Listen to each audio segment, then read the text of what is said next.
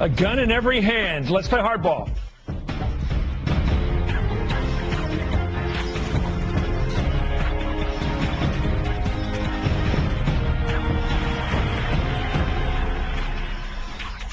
Good evening. I'm Chris Matthews in Washington. Let me start tonight with this. The NRA wants you armed. They want you carrying a gun, preferably in a way that everyone can see.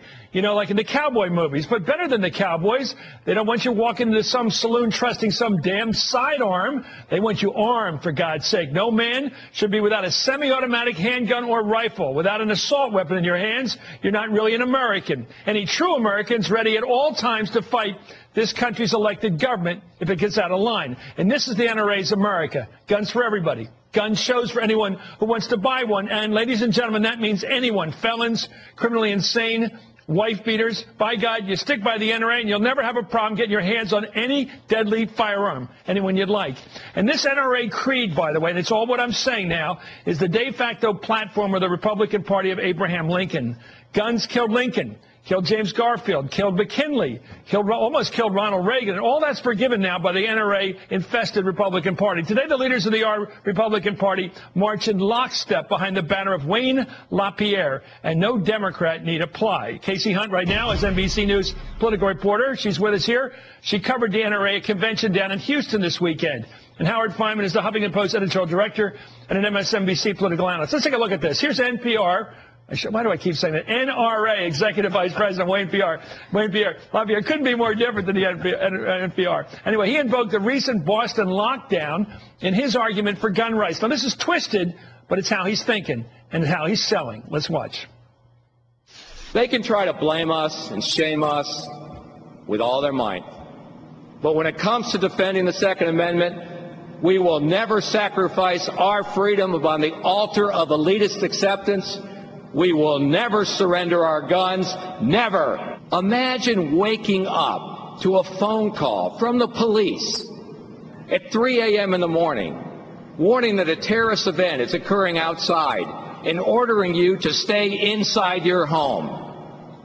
I'm talking, of course, about Boston. How many Bostonians wish they had a gun 2 weeks ago? You know, Casey, you're down there, so you can give me the TikTok because he's saying this business, the color. But this guy isn't going for the sweet middle of American politics. He's going for the hard right. And I'm telling you, I am not overplaying his hand. He wants us armed. He wants the American people, men, women, whatever, armed.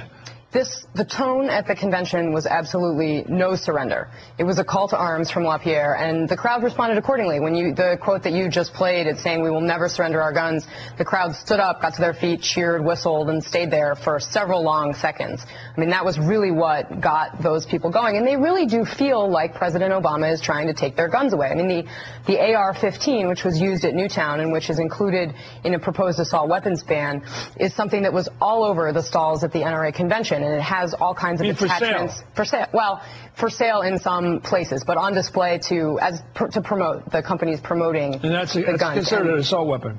It is. Howard, this is interesting because you and I have been watching politics. The normal way is to try to get to this sweet center-right, center-left, and get a huge block of voters. It seems like there's an awful lot on the right now, and they feel righteously indignant. The whole message there was we're the victims. Well, yes, exactly. All of American politics seems to operate these days with everybody wanting to feel under siege. Yeah. Abortion rights people and pro-life people, they portray themselves and feel under siege. Immigration advocates feel themselves under siege. And nobody feels, to take another example, nobody feels more under siege than the people that Is this just fundraising talk? No, it's both fundraising talk, and I think it's the way the American politics has unraveled into the emotions of aggrievement. That's the way everybody is right now. In the old days, the NRA prided itself on its bipartisanship. It had people like it had Democrats like John Dingell and other leading Democrats, powerful Democrats, who were very much a part of their coalition. Now this NRA has forgotten that. It's tied itself to the Republican Party. It's tied itself to the Deep South. It's using the short-term advantages that they have in the Senate with a filibuster and in the House with the Republicans to block legislation in a partisan way. They'll worry about tomorrow. It's the Jimmy Cagney version of politics. Yeah. Come and get me, copper. Come and get me. Here's the big thing. I'm on the top of the world anyway. That's another one. Right. This whole idea of righteous indignation, first of all, it's Hitlerian, generally speaking. Demagoguery. It's always about righteous indignation. All great demagogic speakers talk about how they're coming to get us. That's how you get people excited. Anyway, let's take a look at it. Here's former Alaska Governor. Well, she's always going to be former governor. That's one title she will never lose. She was at the NRA convention, and I want you to respond to this. And she criticized the president for the Newtown families on gun safety measures. Let's watch her twist this one. This president flying and greeting parents on Air Force One, making them backdrops in his perpetual campaign-style press events. Now, instead of leaders who offer real solutions, we have leaders who practice the politics of emotion. What keeps me optimistic, keeps us reloading in this fight. What keeps us going in this fight and about this country that I love, I know we love, it's the faces that I see here today. You don't give up. The Washington establishment sneers at you and you don't give up. The lamestream media just plain doesn't get you, and you don't give up. You don't retreat. Well, the language of war here is pretty clear, isn't it? Reloading, retreating. I mean, this is a battle out there. And my feeling is that they're stronger than their enemies right now, still. I mean, look at the fact of this vote. They didn't get 60 votes for gun safety, the minimal kind of gun safety, but it's no gun show, sideshow. No way to buy guns if you're crazy or criminal. You can't go that. And they shut that door. They kept it open. And now this, they look like they're having fun. This was a celebration, without a doubt, of their victory in background checks. They like her? They loved Sarah Palin. But you know what? One thing I thought that was really interesting is the NRA outgoing president actually acknowledged in his speech that what they did with the background check bill was an accomplishment that no one could have imagined back in January. So back when we were talking about an assault weapons ban, a ban on clips, the background checks just sort of one thing on a list of much more aggressive measures, he was essentially acknowledging that, look, we beat that stuff back, and we also beat back background checks, which, hey, we didn't think we could do. I agree. It was an uphill battle, and they did it. Let's take a look at the NRA. It wanted to appeal to mainstream Americans. If it didn't, they would have invited Glenn Beck as their keynoter. Here's Beck. The freedom of all mankind, make no mistake, is at stake. And because of this, I truly believe that our souls are at stake as well. I am amazed at how many of my New York friends have become absolute dopes and just will accept the soda ban, the popcorn ban, the salt ban. They'll just accept it. By the way, just a quick note, I want to throw in an advertisement here. I've come up with a new advertisement for New York. We all know I heart New York. I'd like to show you my new advertisement for it, new slogan. There it is. You will love New York.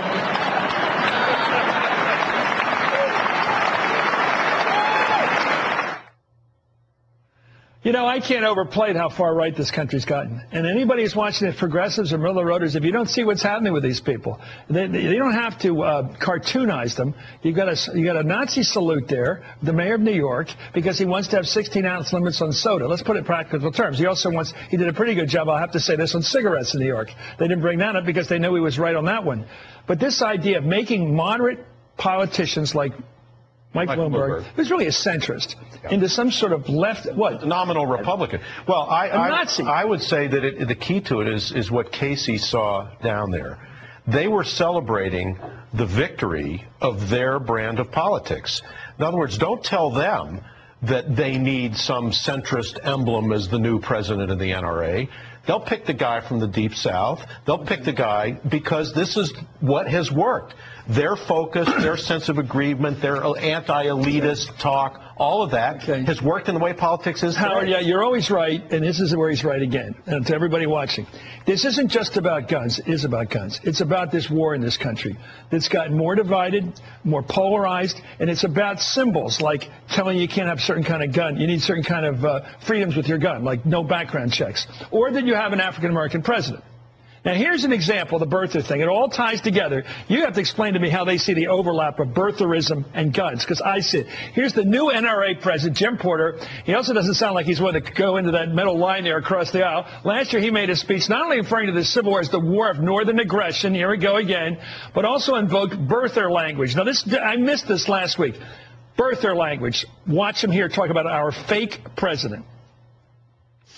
The NRA was started 1871 right here in New York State. It was started by some Yankee generals who didn't like the way my Southern boys had the ability to shoot in what we call the War of Northern Aggression.